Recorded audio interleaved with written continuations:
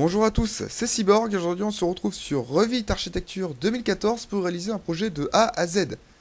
L'interface des versions précédentes étant très proche que celle que je vais utiliser durant cette vidéo, vous pourrez tout aussi bien suivre ce tutoriel avec une version antérieure ou postérieure à la version 2014.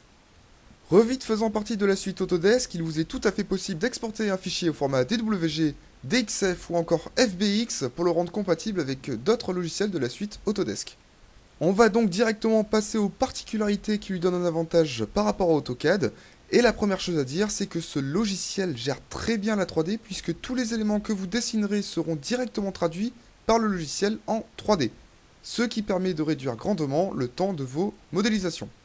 En plus de ça, durant vos réalisations, vous pourrez remarquer que chaque élément que vous dessinerez sur votre dessin a par défaut des textures.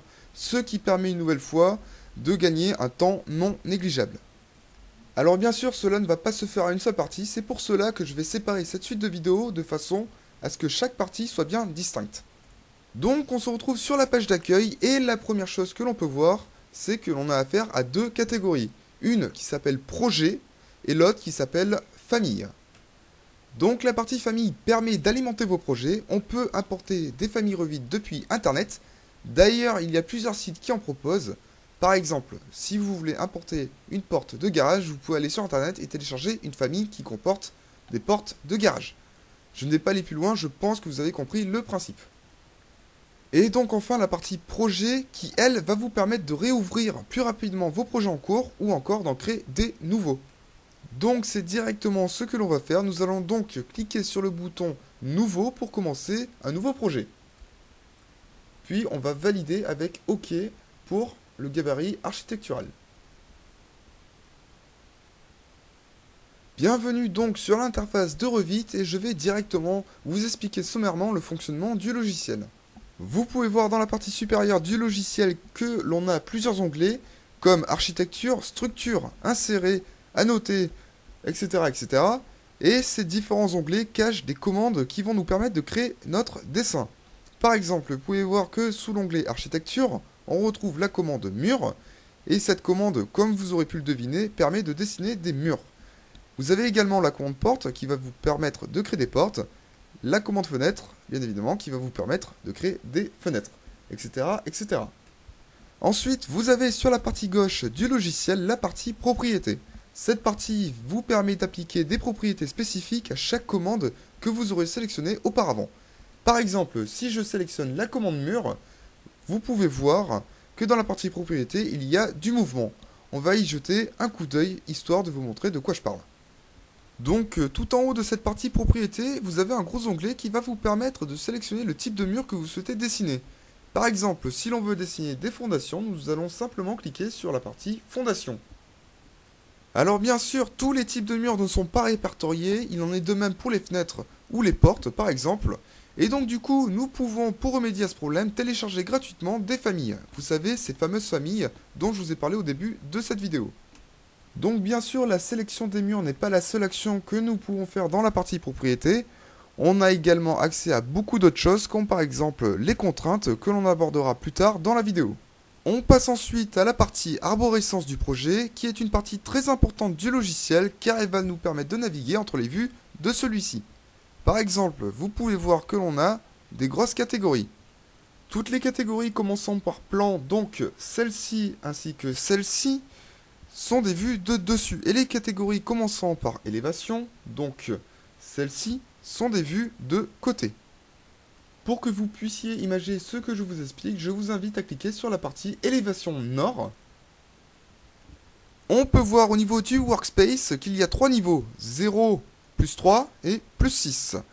D'ailleurs, je vous parle du workspace sans vous avoir encore expliqué son intérêt. Donc on passe justement à cet espace-là. En anglais, cet environnement s'appelle, comme je viens de vous le dire, workspace. En français, cela donne espace de travail. Et c'est dans cet espace que l'on va dessiner tous nos éléments.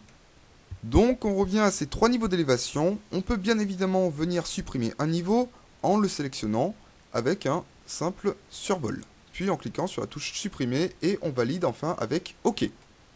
Bien évidemment, si l'on peut en supprimer, on peut également en rajouter. Et pour ce faire, on va cliquer du coup sur la commande niveau qui se situe dans la partie référence de l'onglet structure. Pour venir dessiner un nouveau niveau, il nous suffit simplement de lui indiquer un point de référence qui va être celui-ci. On clique une fois, puis on vient décaler notre souris vers la droite et on lui indique un second niveau de référence qui va être ici. Et on valide. La dernière chose à voir sur ces codes de niveau, c'est la modification de leur hauteur ainsi que de leur nom. Pour modifier leur hauteur, nous allons donc double-cliquer sur leur chiffre et puis lui indiquer une nouvelle valeur. On peut également appliquer un nouveau nom à ce niveau en double-cliquant sur celui-ci et en le renommant par exemple avec toi. Bon, maintenant que nous avons fait les présentations dans les règles, nous allons commencer à faire les paramétrages pour débuter notre projet.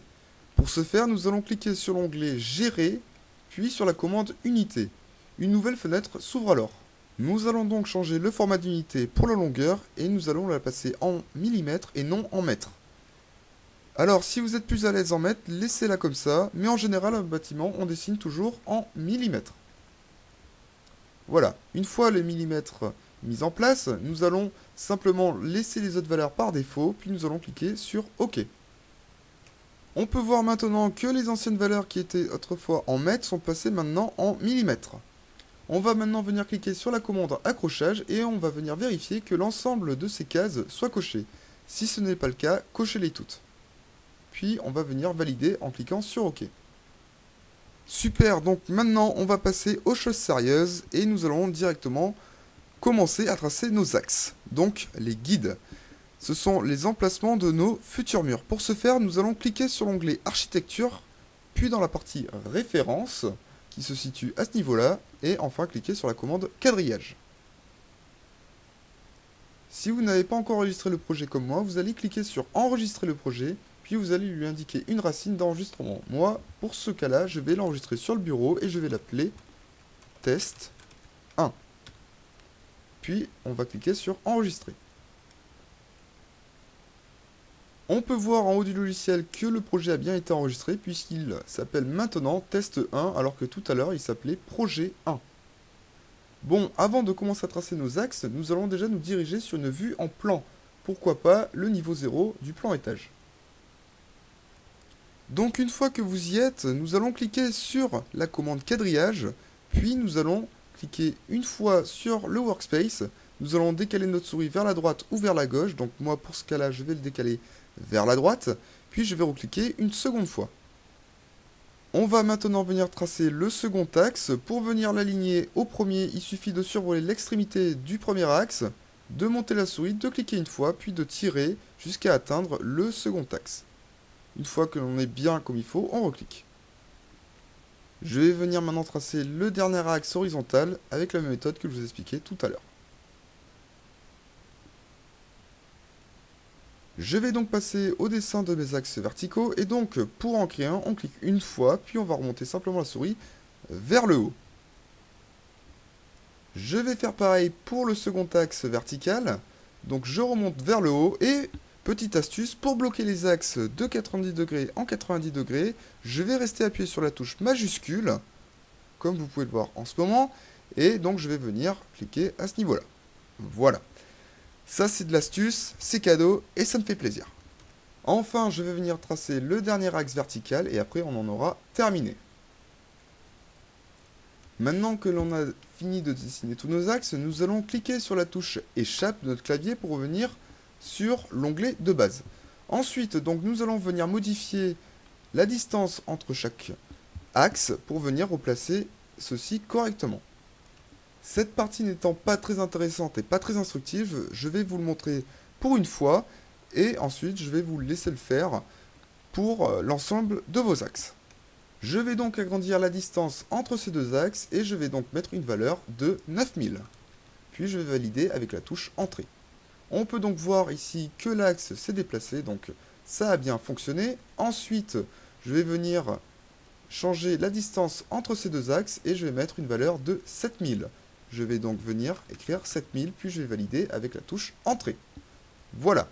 Je vous laisse faire le reste pour l'ensemble de vos axes. Je viens donc de terminer la spécification des distances entre chacun de mes axes. Et donc, comme vous pouvez le deviner avec le positionnement de mes axes, je vais dessiner durant ce tutoriel une maison en forme de L. On vient donc de placer tous les axes, mais pour l'instant, on ne s'est pas encore intéressé au niveau des élévations. C'est donc ce que l'on va faire, et pour ce faire, on se place sur l'onglet Architecture, puis dans la partie Référence, on va venir cliquer sur la commande Niveau. Malheureusement, la commande Niveau ici est grisée, tout simplement parce que je ne me situe pas sur une partie en plan élévation. Pour dégriser cette commande, il va falloir que je clique sur, par exemple, Élévation Est, et on peut voir directement que la commande Niveau vient d'être dégrisée. La première chose que l'on remarque quand on arrive sur cette page, c'est que l'ensemble de mes niveaux ne sont pas alignés. Enfin, du moins, pour mon cas, c'est le cas. Donc pour ce faire, nous allons sélectionner la petite poignée qui est sur la ligne, puis nous allons simplement lui indiquer le début, ainsi que la fin. Comme ceci. Voilà. Maintenant que l'ensemble de nos niveaux sont alignés, je vous invite donc à cliquer sur la commande Niveau et à répéter les étapes que je vous ai indiquées tout à l'heure pour le dessin des axes. Moi, pour mon dessin, je n'ai simplement besoin que de 3 niveaux, donc je ne vais pas en rajouter un quatrième. Avant de terminer ce premier tuto, comme vous pouvez le constater, si l'on positionne notre ligne trop haute ou trop basse, elle disparaît.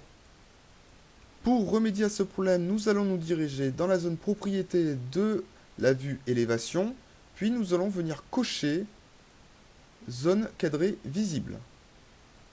Un rectangle apparaît donc, et ce que l'on peut directement deviner, c'est que tous les éléments se situant à l'extérieur de ce rectangle seront invisibles à l'écran. Pour faire donc apparaître les éléments, nous avons simplement besoin de cliquer sur le carré, puis d'attraper une poignée et de la tirer, par exemple, dans ce cas-là, vers le bas. Voilà. Il en est de même pour les axes verticaux. Si par exemple l'axe à droite est trop excentré vers la droite ou vers la gauche, il disparaîtra. Pour pallier à ce problème, il faudra simplement venir cliquer sur le rectangle et tirer la poignée vers la droite dans ce cas-là.